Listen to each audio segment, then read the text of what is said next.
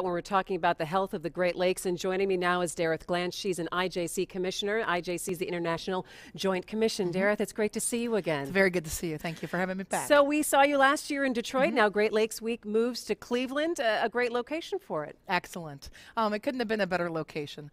Right on the shores of Lake Erie, and it's one of the top priorities for the International Joint Commission. Okay, the IJC has been in session today with the Great Lakes Commission. Talk to us a little bit about what you have been discussing. We've been talking about the incredible challenges of phosphorus loading to Lake Erie harmful algal blooms, and what we can do on the ground to prevent those algal blooms from happening, and that we really need to double down or triple down our efforts. Okay, so let's back up a little bit. For people who are just joining us and getting themselves acquainted with Great Lakes issues, you say algal blooms. Yeah. So tell us what that is. That green slimy slime that slows your boats down, puts too much nutrients into the lake, and can lead to having low or no oxygen. And so living things like fish aren't able to thrive.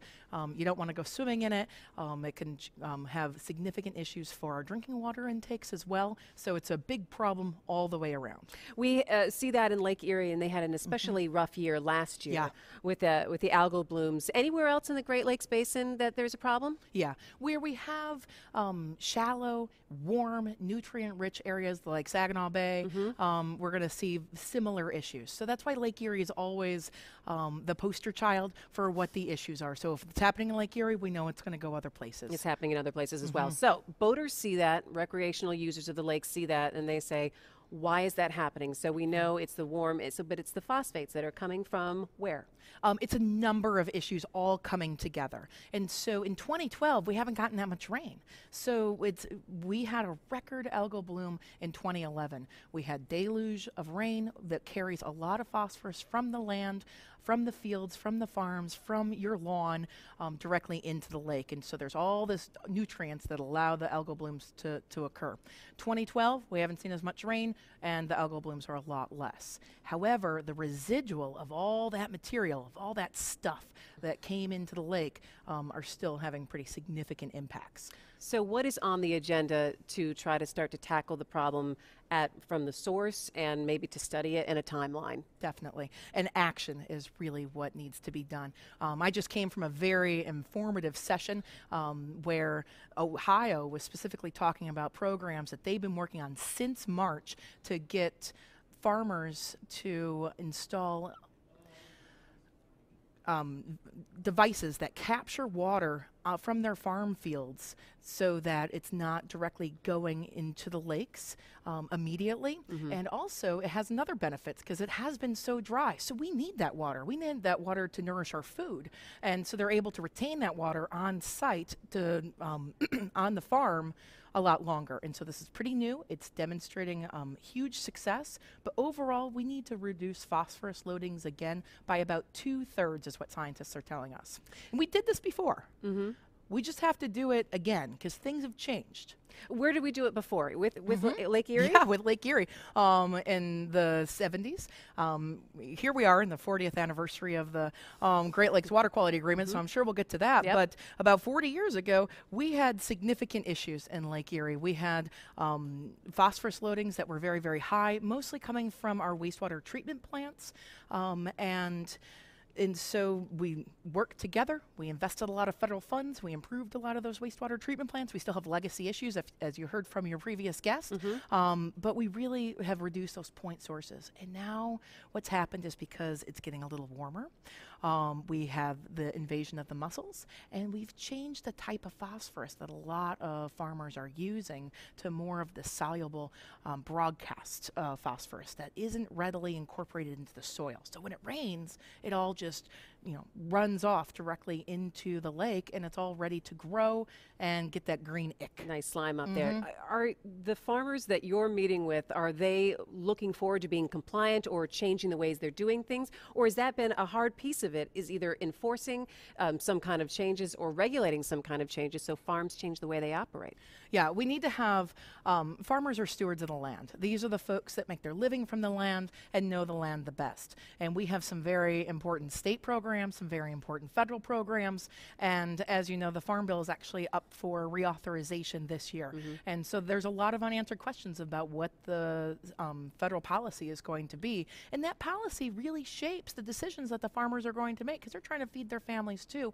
And we need to give clear guidance on what is best for both the farmer and for the lakes. Okay, so you talk about that legislation. Let's talk about the Great Lakes Water Quality Agreement. Great. That was just signed, and because there are some provisions in there talking about the phosphorus and talking about the algal blooms and looking at a timeline in terms of studying things and action plans. Tell us about some of the changes there. Oh, definitely. So the Great Lakes Water Quality Agreement was renewed 40 years after it was initially done in 1972, and it was signed on Friday, which is very exciting. And one of the key things that has happened in this renewed version is it's a lot more accessible. So there's a clear annex on nutrients, and that's what we're talking about, the phosphorus that's going into the lakes.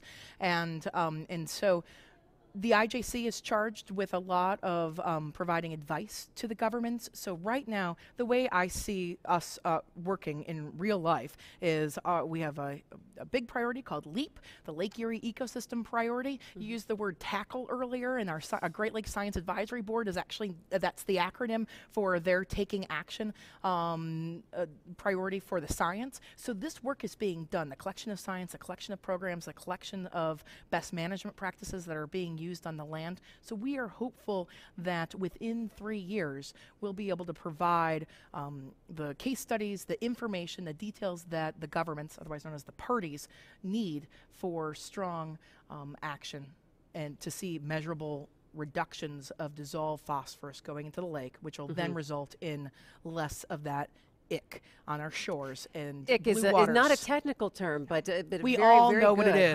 Huh? We all know what we're talking about.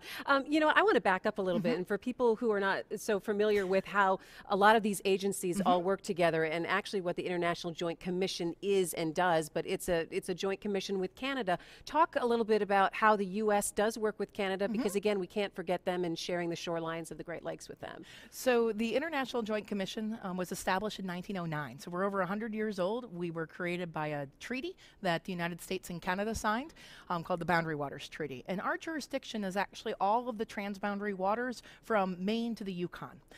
So the Great Lakes is a large portion of it. And we need to deal with the Great Lakes holistically, both the United States and Canada. It's critical to our joint regional economy, and we get our drinking water from the source, and what we do on one side needs to be matched on the other side and vice versa. And so the International Joint Commission works we work binationally to achieve the best programs and the best results for the Great Lakes. So we have all these organizations. People at home might be saying, okay, well, who's in charge? Who gets the final word in how we deal with the Great Lakes? And it's about collaboration and partnership, because there's no direct answer to that, is there? There's no easy answer to that question. Well, we do not have the Great Lakes dictator. That does not exist in the United States and Canada. We're sovereign. And so many of the decisions and the results of what happens to the lake really starts in your own front yard.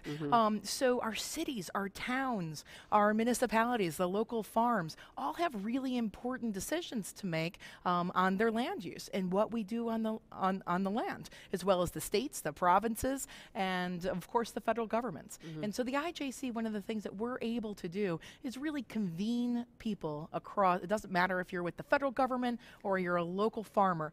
We can bring everybody together and make sure that we're coordinating and complementing our efforts as much as possible, because we don't need to duplicate what's already been done. Very true. A top couple of issues that you think that are going to be tackled this week. We've already talked about algal blooms and the phosphates. What other issues facing the Great Lakes that you think is going to take center stage here this week? Aquatic invasive species. And again, we've talked about nutrients already, and you can't ever talk about nutrients enough. In the big challenge of making sure that those new invaders don't come in. So when we say invasive species, Asian carp has been the poster child for invasive species. Anything else that we're looking at down the line? Because isn't that also looking ahead to see what could be the next Asian carp in about 10 years from now? And I think that actually feeds really into one of the great successes of the Great Lakes Water Quality Agreement, which is finally we are taking a preventative approach. So much of what we've done has been reactive, and we've learned so much in the last 40 years that we know that we need that a prevention is worth an ounce of any cure. So it has been an amazing 40 years thinking about how we've been treating our waterways and how we've changed thinking about our waterways. Next 10 years from now, what are we going to see? Well, hopefully. Look in your crystal ball, your magic 8 ball, shake it up. Well, hopefully we will have, climate change is a significant factor. With rising temperatures and water, less and less ice cover, the fundamental ecosystem has shifted dramatically. And we need to be able to adapt and manage the waters as carefully and even more carefully than we have before. And that's what you're seeing with the algal blooms. It's warmer. So you're getting the same total amount of phosphorus that we had before when we were able to stop the blooms, but the temperature's rising and the aquatic invasive species have come in and the type of phosphorus has changed. And I think you're going to see climate change, and it has its own annex in the Great Lakes Water Quality Agreement as one of the key factors in some of these challenges that we aren't even able to articulate in the Great Lakes. All right, Dereth Glantz, IJC Commissioner, thanks so much for joining us. We appreciate it, and we look forward to seeing you throughout the week. Thank you so much. Thanks for doing this. No problem.